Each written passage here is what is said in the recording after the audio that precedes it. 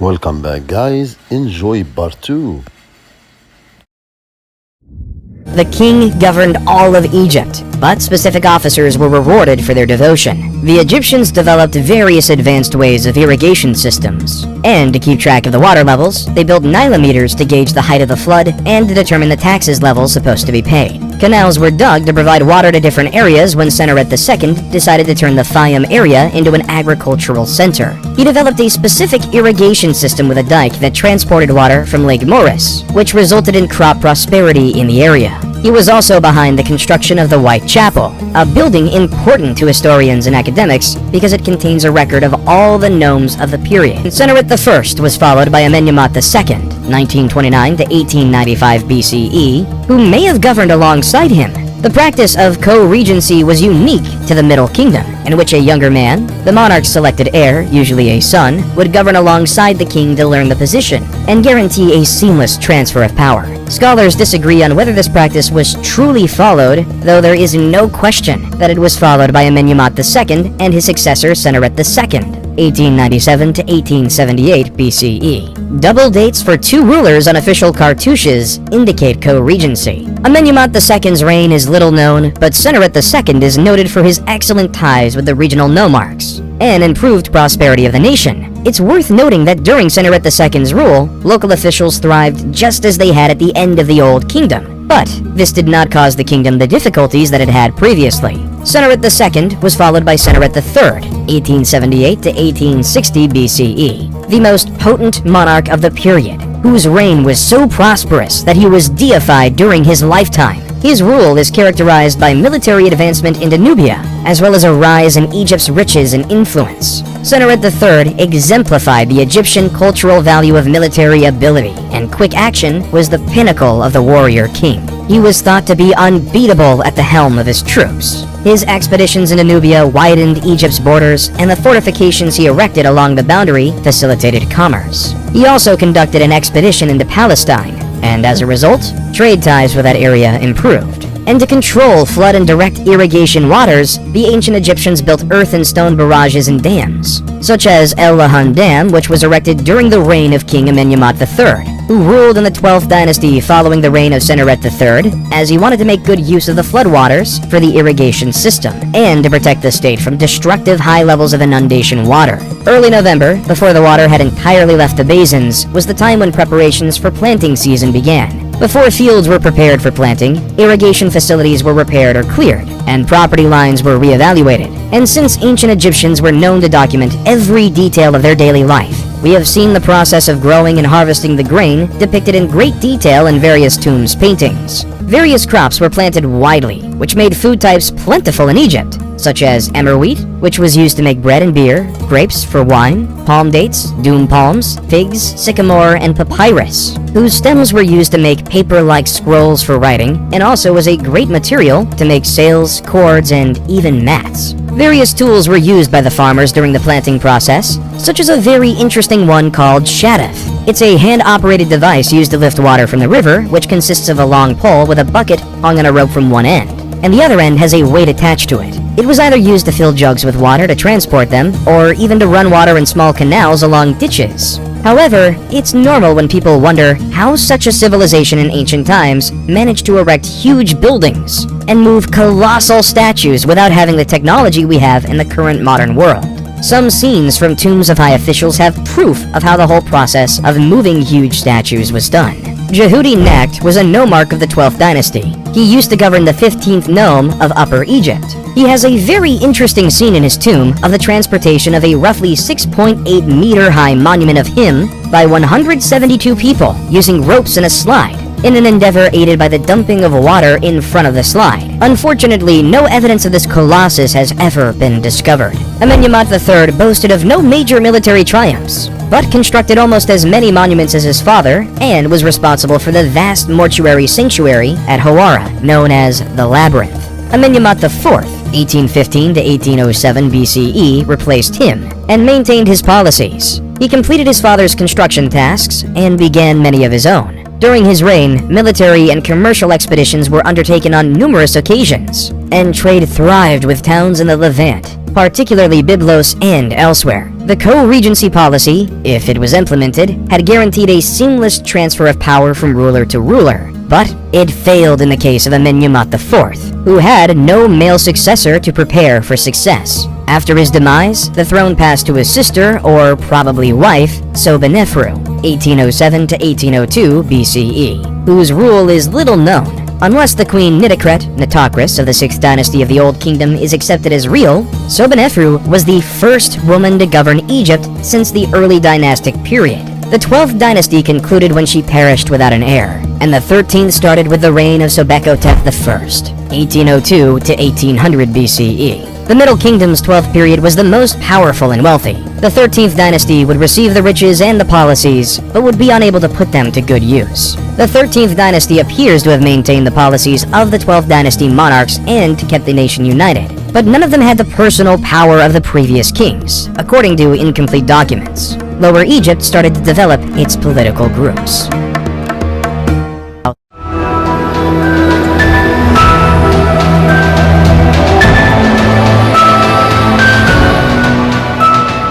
This era starts when the Egyptian rulers of the 13th dynasty relocate the capital from Towai to Thebes, the former capital of the late 11th dynasty in Upper Egypt, thereby weakening their grip on the north. Amenemhat I, 1991 to 1962 BCE, established the tiny settlement of Hutwaret in the far north at the start of the 12th dynasty, which developed into a commercial hub with easy access to the sea and road paths to Sinai and the area of Palestine. During the 13th dynasty, effective trade and immigration brought an increase of Semitic people to Avaris, who ultimately grew wealthy and powerful enough to wield governmental power in the nation. These individuals were known to the Egyptians as Hekakosset or Hyksos. The name of the Hyksos remains unclear. Many hypotheses have been proposed, including the possibility that they were refugees escaping the Aryan invasion of Asia. The Nordic invasion hypothesis has been debunked, as has this assertion. The Egyptians refer to them as Asians, but this was a word used for anyone beyond the country's eastern boundary, from the Levant to Mesopotamia. During the late 13th dynasty, the Egyptian monarchs ceased supplying the border fortifications located in Nubia, and no additional soldiers were stationed there. The troops, who were already stationed at the forts, were never returned to Egypt, and the former garrisons became their permanent residence. These troops served as commerce intermediaries between the Egyptian city of Thebes and the Kingdom of Kush. As the 13th dynasty neglected matters to the south, just as they were doing to the north, the Kingdom of Kush developed into a centralized power, with its capital at Kerma. Some of the ancient Egyptian fortifications along the border were destroyed at some time, presumably during an assault, though this is unclear. What is evident is that as Egyptian government in Thebes disregarded Kush's influence in the south, Kush's power increased, and the boundary became more flexible. The troops who had been left behind no longer saw it as their duty to protect against invasions, and had grown more acclimated to the role of traders than military men by this point. The monarchs documented for the latter portion of the 13th and 16th dynasties are non-Egyptians, or at the very least, do not have Egyptian names and are considered Hyksos rulers. Their timeline is muddled, and some names are only known from ceremonial items, while others are only known from pieces of kings' lists, making dating problematic. The Hyksos achieved economic dominance of the eastern delta and then pushed north, negotiating treaties and forging contracts with various nomarchs, governors, of other districts in Lower Egypt, until they had conquered a sizable amount of territory and could exert political authority. Once established in Avaris, the Hyksos elevated Egyptians to positions of power, adopted Egyptian customs and attire, and absorbed Egyptian deity worship into their own beliefs and ceremonies. The Hyksos monarchs established Egypt's 15th dynasty, but once they were evicted, the invading Thebans destroyed all traces of the Hyksos in Egypt. Only a few Hyksos rulers are known by name thanks to the ruins of inscriptions and other texts discovered at Avaris and elsewhere, including the best known, Apepi. Apepi was also known as Apophis, and had an Egyptian name related to the giant snake Apophis or Apep, the sun god Ra's nemesis. At the same time the Hyksos rose to prominence in northern Egypt, the Nubians rose to power in the south. The Middle Kingdom's 13th dynasty, like Lower Egypt's, had forgotten to pay attention to its southern frontier. Thebes remained Upper Egypt's capital, but instead of dominating the entire nation, it was wedged between the Hyksos in the north and the Nubians in the south. According to Manetho, Apepi of the Hyksos wrote to the Theban king, Seqenenrentah, 1580 BCE, "Do away with the hippopotamus pool to the east of the city, for it prevents me from sleeping day and night." The message was most likely about the Theban practice of hippopotamus hunting, which would have been insulting to the Hyksos, who worshipped Set and included the hippo in their religious observances. Tao, rather than complying with the request, saw it as a challenge to his autonomy and marched on Avaris. His mummy indicates that he was slain in battle, and this, together with the events that follow, reveals that the Thebans were vanquished in this fight. Tao's son Chamos took up the cause, lamenting bitterly in an inscription about having to pay the Asiatics taxes and dealing with outsiders to the north and south of him and his kingdom. He launched a huge attack on the Hyksos, destroying Avaris according to the narrative. Chamos reports that his attack was so fast and scary that it rendered the Hyksos women barren, and that he destroyed the city to the ground following the carnage. This tale appears to be exaggerated, as the Hyksos retained control of Lower Egypt 3 years after Chamos' invasion, and Avaris remained the Hyksos' stronghold. Chamos was succeeded by his brother Ahmose, who, according to the inscriptions, drove the Hyksos out of Egypt and destroyed their metropolis of Avaris. These events are described in the tomb inscriptions of another man, Ahmose son of Abana, a soldier who fought under King Ahmose, who describes the devastation of Avaris and the retreat of the remaining Hyksos to Sharuin in the Palestine region. Ahmose then besieged this city for 6 years until the Hyksos fled again, this time to Syria, although what happened to them after that is unknown. Ahmose I not only established the 18th dynasty, but also began the new Kingdom of Egypt, the age of the Egyptian Empire. The Hyksos were responsible for the formation of a professional Egyptian army of conquest, since Ahmose I, and those who followed him, sought to ensure that no foreign nation ever gained such dominance in their land again. The triumph that would become the new kingdom, a period of unprecedented prosperity and success in Egypt, is the legacy of the Second Intermediate Period. The 18th dynasty of Egypt, established by Ahmose I, would build some of the most renowned and memorable monuments since the Old Kingdom's pyramids, and expand Egypt's borders into a kingdom.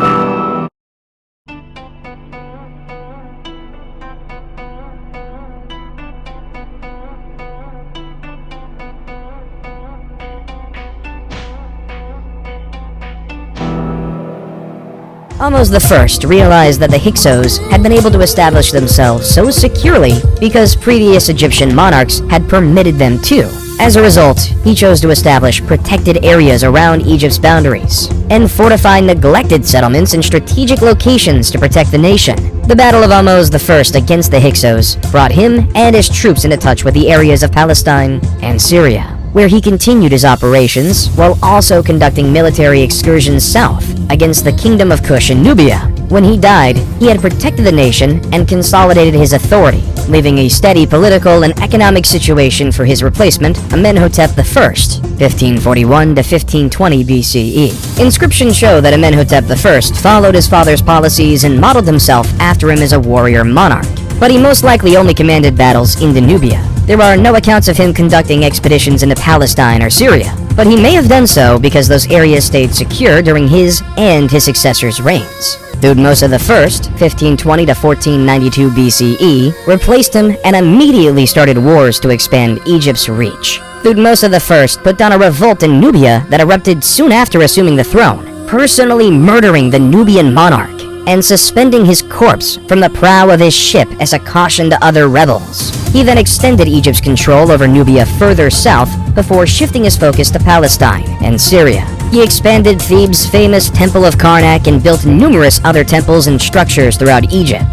Thutmose II, 1492 to 1479 BCE, succeeded him, but little is known about his rule because he was quickly eclipsed by his more potent half-sister, Hatshepsut. Hatshepsut, 1479 to 1458 BCE, was one of the most potent and effective New Kingdom rulers. Thutmose II had one child with her, and he had another with a minor woman, Thutmose III, whom he named as his successor, 1458 to 1425 BCE. Following Thutmose II's death, Hatshepsut was appointed regent of Egypt and officially co-ruled with Thutmose III, but she had been the force behind her husband's tenure, and continued to do so as she saw fit after his death. Hatshepsut is in charge of numerous construction initiatives. She conducted the most successful expedition to Punt, added her works to the temple at Karnak, and governed in harmony with Nubia to the south. Her construction undertakings were so beautiful and numerous that subsequent pharaohs claimed ownership of them, They were able to do so because Hatshepsut's name was taken from all of her structures,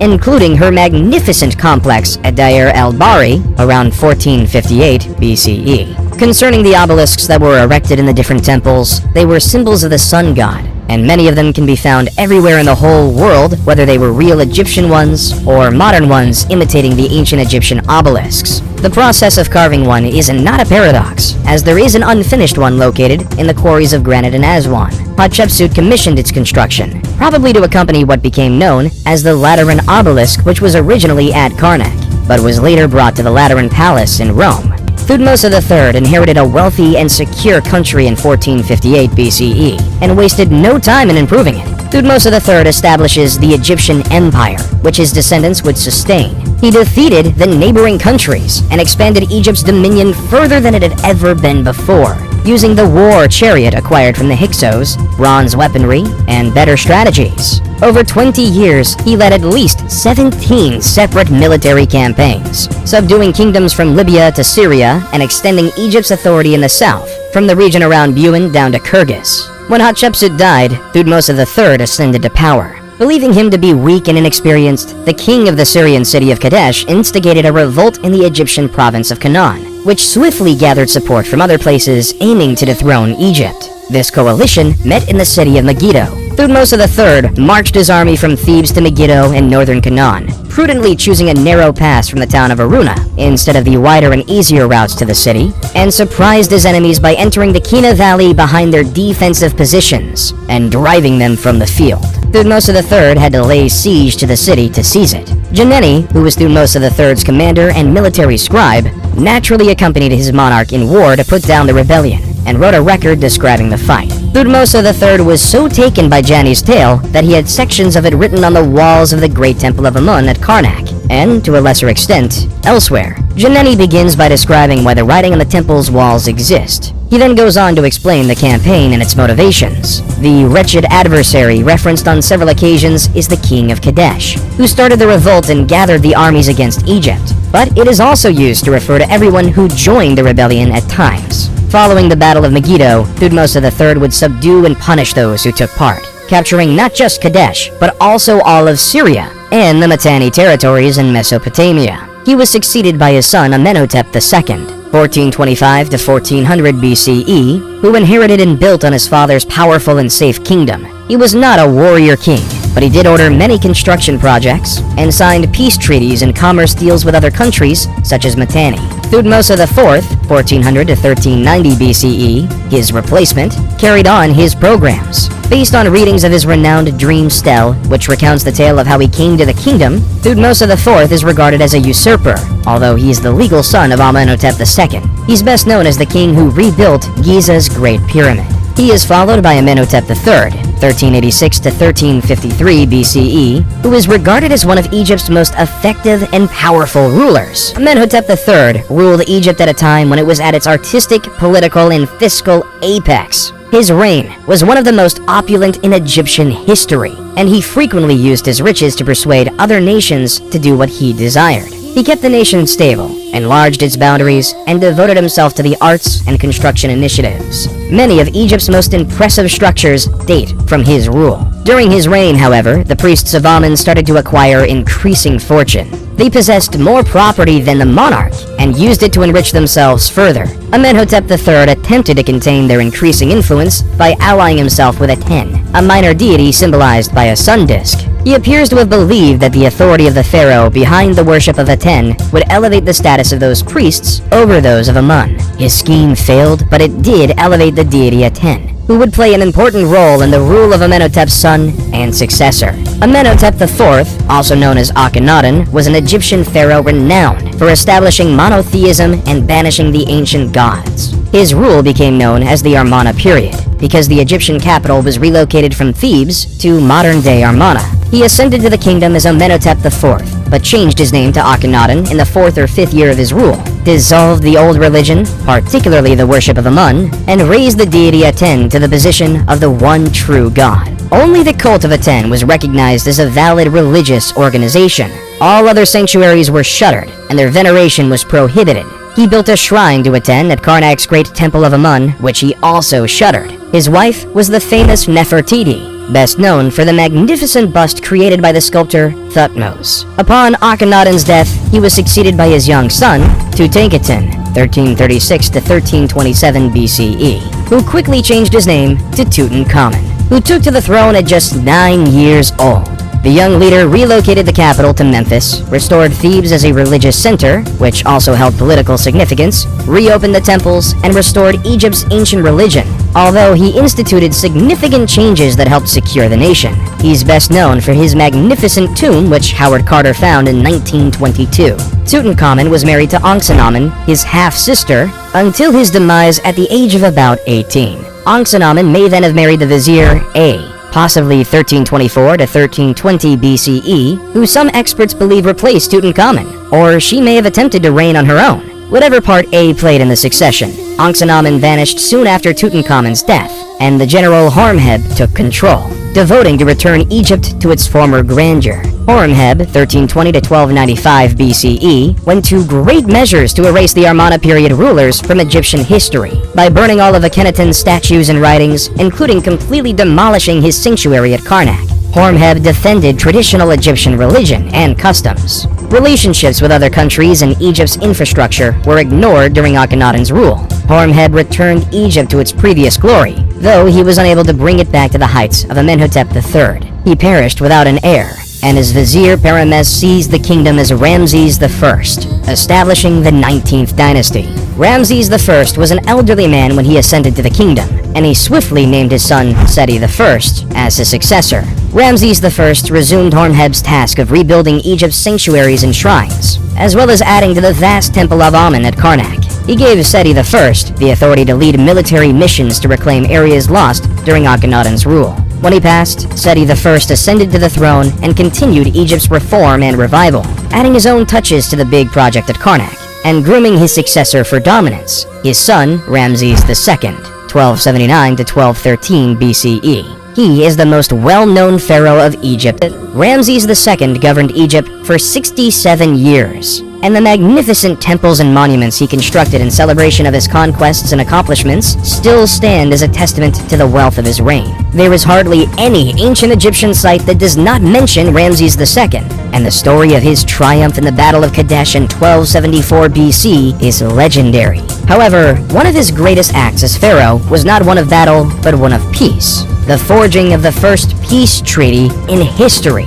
Anatolia's Hittites had been gaining prominence since the 2nd millennium BC, and by 1530 BC they had surpassed Babylonia as a notable nation, and they were putting Egypt to the test. Letters of intent had been addressed to the 18th dynasty's king Akhenaten, but he had never responded or taken note of Hittite activities along his boundaries. Horemheb had waged unsuccessfully against the Hittites, who had grown even more strong by the time of Tutankhamun, Akhenaten's successor, and were daring enough to garrison districts on or near Egypt's borders. When Horemheb became pharaoh in 1320 BCE, he initiated a more forceful campaign against the Hittites and secured Egypt's frontiers. Although the problem of the Hittite invasions was never fully overcome. Seti I had gained Palestine and Kadesh for Egypt, but happy with the victory, had made no plans for the city's defense. Now, Ramses II of the 19th dynasty had to cope with the problem of the Hittite invasion, and gathered his forces at Ramses in 1274 BC to remove the Hittites from Kadesh and weaken their army. Riding in his chariot at the head of 4 divisions, 20,000 soldiers, Ramses II marched his first division so quickly that he soon outdistanced the other 3. Near Kadesh, 2 Bedouins were apprehended and asked about the whereabouts of Muwatalli II and his army, to which they replied that the army was nowhere near Kadesh, and that Muwatalli II feared Egypt and the young king. The Bedouins, however, were Hittite spies, and Muwatalli II had already fortified Kadesh, with his chariots, 3,500 of them, and troops, 37,000 men, waiting just over the next hill. According to some combat accounts, Ramses II caught several more spies, who told the awful reality about his condition. But the information arrived too late. Ramses II had separated himself from the rest of his army in his haste to seize Kadesh, and vanquish the Hittite ruler. Just as the Hittite chariots slammed into his camp, he dispatched messages to the other 3 divisions. The Ta division arrived in time to prevent an Egyptian army defeat, and Ramses II personally led the remaining Aman division into action many times. pushing the Hittite soldiers back onto the Orontes River, where many perished. Muwatalli II just only marched from Kadesh's walls to trap Ramses II's forces between his army by the river and his advance. But for unexplained reasons, he chose to stay in the city and never committed his reserve men to fight. Ramses II declared a great triumph at Kadesh and had a scribe record his narrative of the wonderful fight. Muwatalli II's version differed significantly, most notably in claiming Kadesh as a Hittite victory. While Ramses II did not capture the city, he did break the Hittite army on the field. And while Muwatalli II kept possession of Kadesh, he did not destroy the Egyptians as he had intended.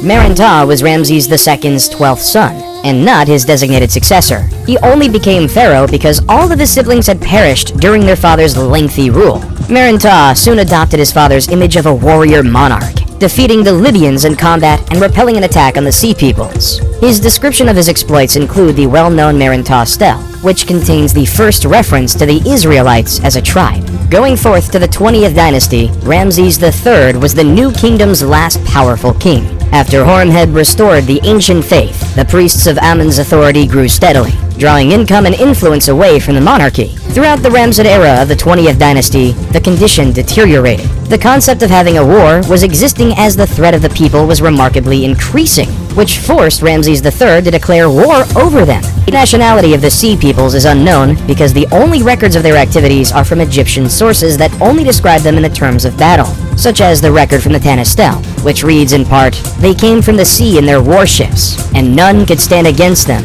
This is characteristic of Egyptian allusions to these enigmatic invaders. Ramses II, his son and successor Meren-Ptah, and Ramses III are the three great pharaohs who chronicle their struggles and triumphs against the Sea Peoples. All claimed huge victories over their opponents, and their inscriptions include the most extensive documentation of the Sea Peoples. During the time of Pharaoh Ramses III, the Sea Peoples invaded and destroyed the Egyptian commerce hub at Kadesh, and then attempted to invade Egypt again. They began their operations with swift attacks along the coast, before pushing toward the delta. In 1180 BC, Ramses III subdued them, but they returned in force. Ramses III would have been aware of his predecessor's fights with these people and how violent they were. He decided against a field engagement and instead employed guerrilla tactics as a plan. He set up ambushes around the coast and along the Nile Delta, and his archers were especially efficient, putting them camouflaged along the beach to shower down arrows on the ships at his signal. The ships were set on fire with burning arrows once the crew was dead or drowning. After crushing the naval invasion, Ramses III turned his focus to what remained of the invading troops on land.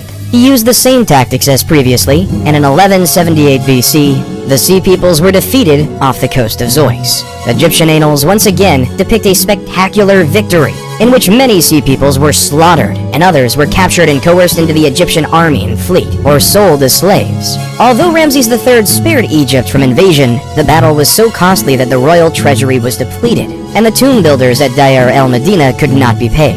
This resulted in the first documented labor strike in history, in which workers walked off the job and refused to return until they were properly reimbursed. And then, the momentum of the Egyptian empire started to fade. Ramses III retained a powerful central authority, secured the borders, and kept Egypt prosperous, but the kingdom was crumbling around him. The office of the Pharaoh of Egypt no longer held the same level of reverence it once did because the priests of Amun served as an intermediary between the gods. Ramses III was injured in an assassination attempt staged by one of his lesser spouses, and perished as a result of his injuries. Ramses IV, 1155 to 1149 BCE, ascended to the throne only after his elder siblings perished. He attempted to imitate the great pharaohs of the past, and did complete several construction projects, while battling to keep the empire's declining territory, but he perished after a brief rule. He was succeeded by his son, Ramses V, who fought to retain control against Amun's priests and keep the kingdom together.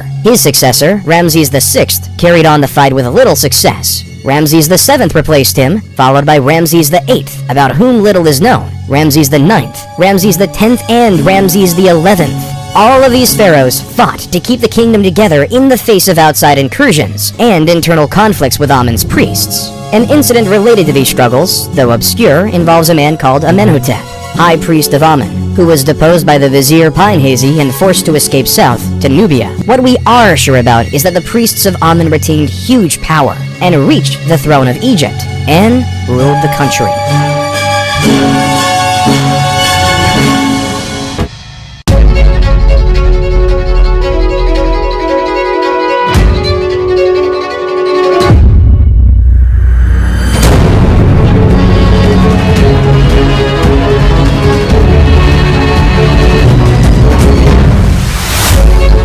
Smenz, 1077 to 1051 BCE, a ruler of Lower Egypt who governed from Tanis, interred Ramses XI. Following the Egyptian custom, a monarch was buried by his successor, and Smenz asserted his legal right to govern by relocating the capital from Ramses to Tanis. However, by this time, the priests of Thebes had grown strong enough to assert their authority to rule, and the nation was divided between Tanis's control over Lower Egypt and Thebes' rule over Upper Egypt. Contrary to popular belief, this split did not end in civil conflict or internal strife. Smenz was strong enough to be noticed, but he only controlled Lower Egypt, and not much of it. He governed around the same period of Thebes' high priest Herihor, who reigned from around 1080 to 1074 BCE. Herihor was a general of the troops, as were all Amun's high priests, but he had little impact outside of Thebes. This would be the dominant model for the majority of the Third Intermediate Era. Individual nomarchs were strengthened at the cost of either part of the central government, as in the First Intermediate Period,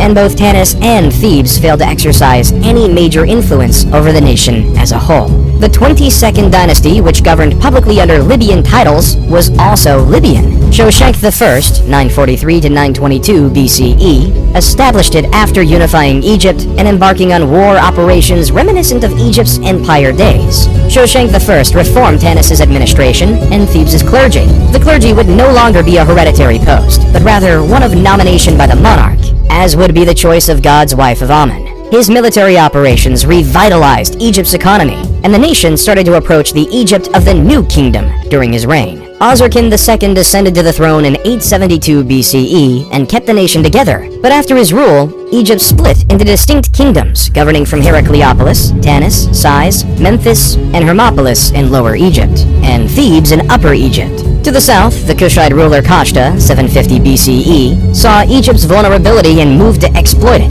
Kashta adored Egyptian culture and had Egyptianized his capital city of Napata, and thus his entire territory. He had strong trade connections with Thebes and was well versed in the procedure of appointing priests and other high officials. Pi, 747 to 721 BCE, his son, strengthened Nubian dominance of Upper Egypt, and when the kings of Lower Egypt protested, he commanded a large army against them. Pi conquered Lower Egypt, capturing and subjugating all of the main towns before marching back to Napata. Egypt was now legally under his rule, but he allowed the Lower Egyptian kings to regroup and re-establish their power. These buffer zones diminished during the Third Intermediate Period, and Egypt lost its prior strength. But there were still countries on its boundary, such as Judah and Israel, that served the same purpose. The subjugation of those areas by Shoshenq I pushed Egypt's boundary up against the Assyrians, with no buffer in between. Moving forth to the 26th dynasty, Psammetichus I was a powerful ruler who instilled in his people the grandeur of Egypt's past by restoring it through massive projects, renovations, restorations, and military feats. His son, Necho II, 610 to 595 BCE, continued his father's legacy by conducting military battles, ordering construction projects, and expanding the military. The Egyptians were never great seafarers, and Necho II recognized this by establishing a fleet of Greek mercenaries, which proved quite successful. Necho II is regularly portrayed as a great warrior and military commander who strengthened the nation he had inherited. During the reign of Ramses II, he was successful in reforming government spending while also stimulating the economy and directing war operations. Egypt came together behind his leadership and thrived once more, with a thriving economy, secure boundaries, and prosperous commerce. Building projects, temples, and other works of art were finished, and Egypt's reputation regained some of its lost lusters. He was replaced by his son Psammetichus III, 526 BCE, who was a young and inexperienced king who was ill-prepared for the difficulties he faced. Cambyses II, the Persian monarch, had sent to Amasis asking for one of his daughters as a bride. But Amasis, not wanting to obey, but also trying to prevent confrontation, sent Apries' daughter instead, who was his predecessor. This former Egyptian princess was profoundly offended by Amasis' choice, particularly since it had long been Egyptian policy not to transfer noble women to foreign monarchs as wives. When she arrived at Cambyses II's palace, she disclosed her true identity, and Cambyses II vowed to revenge Amasis' slander by sending him a fake bride.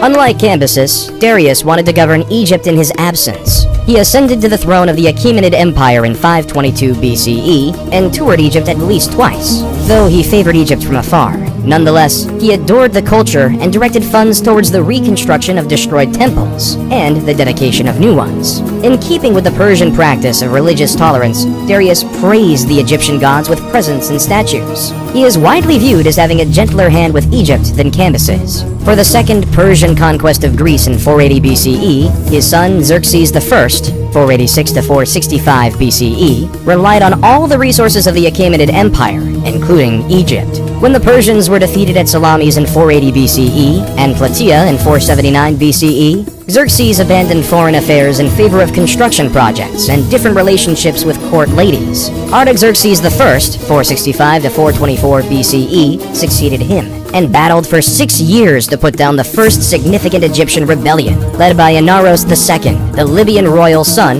of Psamtik V, encouraged and assisted by Athens in 460 to 454 BCE. While it is true that the Persians ruled Egypt during the 27th and 31st dynasties, Egyptian culture was kept alive, and the 30th dynasty of Egyptian rulers gave Egypt back a brief time of its former glory before the Persians invaded their land again. This era comprises the 27th to 31st dynasties of Egypt. Egyptian resistance to Persian control, on the other hand, is visible throughout the area, and Egypt thrived under Persian rule because the Persian Shahs respected the culture. Amarteus of the 28th dynasty, Nectanebo I and Nectanebo II all governed the nation, commanded troops, and participated in construction projects in the manner of the great pharaohs of the past. Whoever was behind the revolts against Persian authority, Egypt's second conquest did not last long.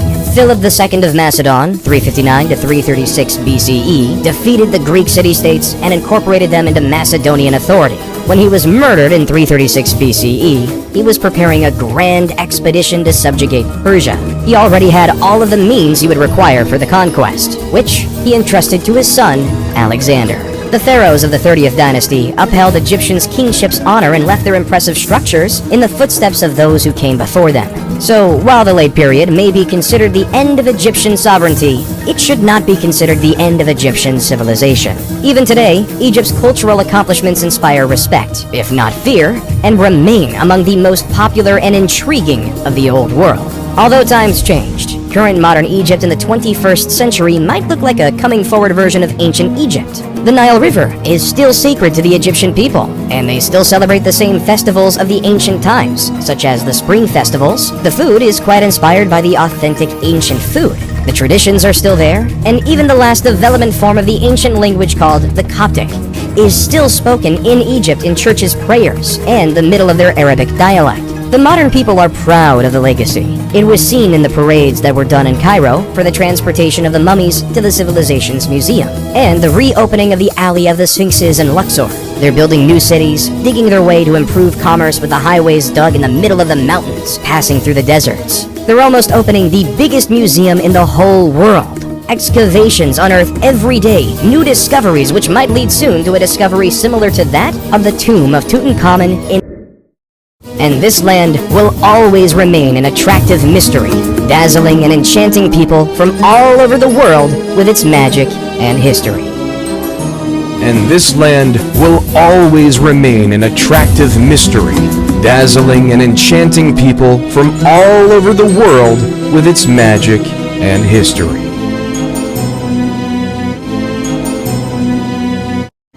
Thanks for watching. Bye.